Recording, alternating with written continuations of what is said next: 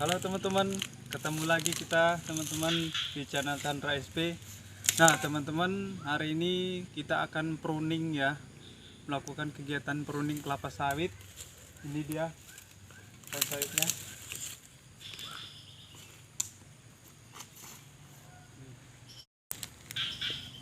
Nah lihat ya teman-teman ya, kelapa sawitnya ini sudah tidak tahu sudah berapa tahun yang lalu tidak dipruning-pruning sehingga pelepahnya gondrong seperti sawit hantu.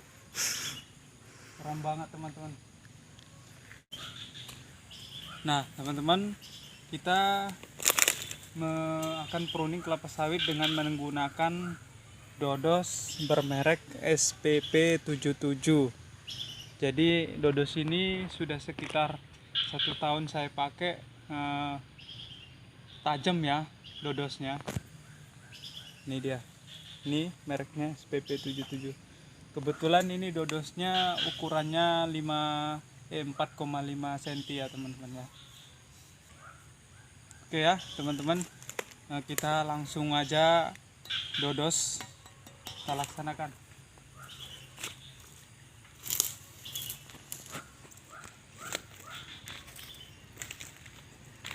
Jadi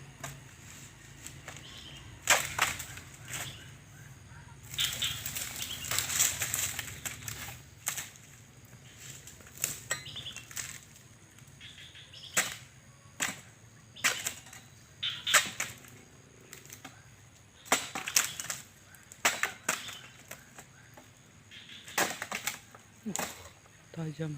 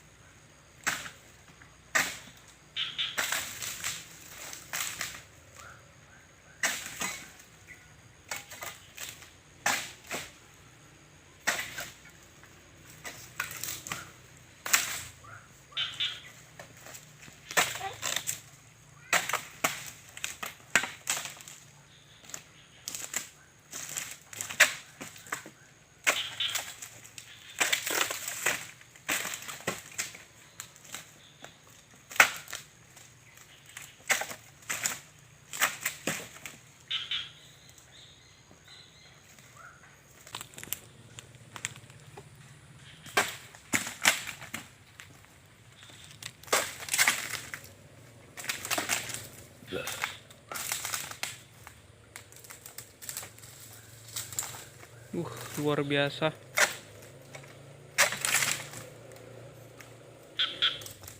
Wih.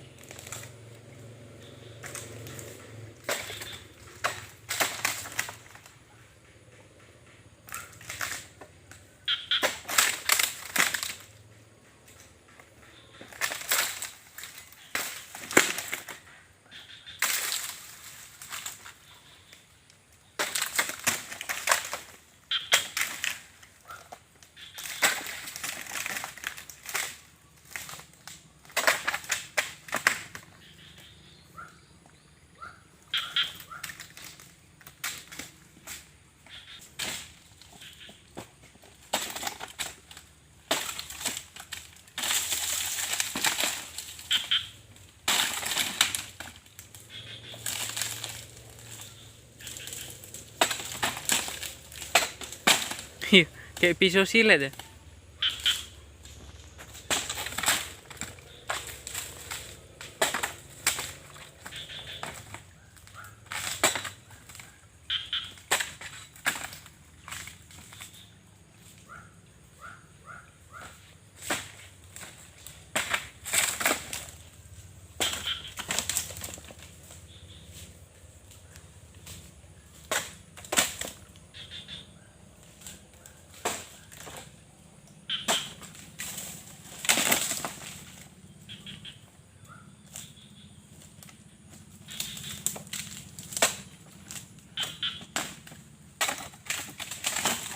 Wow.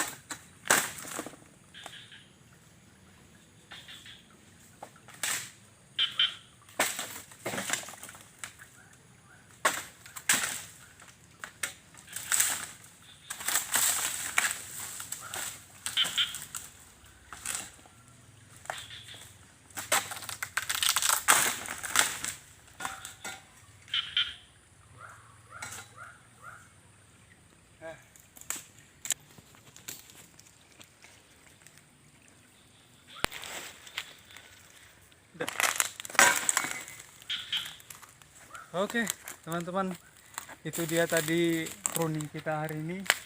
Memang sih terlihatan belum selesai semua karena dodosnya tidak sampai ke atas. Jadi nanti kita lanjutkan harus menggunakan egrek. Tapi memang di sini teman-teman bisa lihat dodos SPP 77 itu memang tajam ya. Cocok buat teman-teman yang bekerja sebagai tukang dodos, bisa untuk rekomendasi alatnya ya. Gitu. Oke teman-teman, jadi sebenarnya kegiatan pruning itu adalah kita bertujuan untuk mengurangi jumlah pelepah dalam pokok sayur tersebut agar produksi buahnya maksimal ya. Karena begini teman-teman ya, saya juga membagikan ilmu saya sebagian sedikit-sedikit aja yang saya tahu. Kalau pelepahnya banyak, proses fotosintesis pada tumbuhan itu akan tidak berjalan dengan lancar karena makanan yang diserap tanaman dari matahari ya. Jadi proses fotosintesis itu adalah pembentukan buah pada tanaman kelapa sawit tersebut. Nah, itulah buah yang kita panen, kita bisa produksi menjadi minyak CPO. Nah, jadi kalau misalnya pelepahnya itu banyak, terus penyerapan sinar matahari di tanaman itu akan terbagi-bagi ke seluruh bagian pelepah, padahal pelepah itu tidak berfungsi. Nah, makanya itu kegiatan pruning itu sangat diperlukan untuk tanaman kelapa sawit supaya produksi buah itu tinggi dan juga buahnya besar. Oke.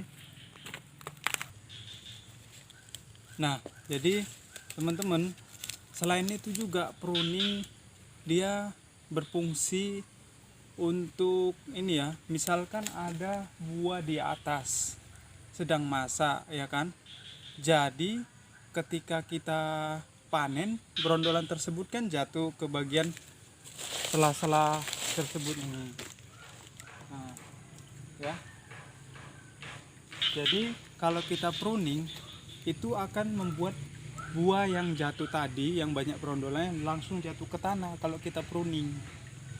Nah, itu dia fungsi keduanya ya, teman-teman.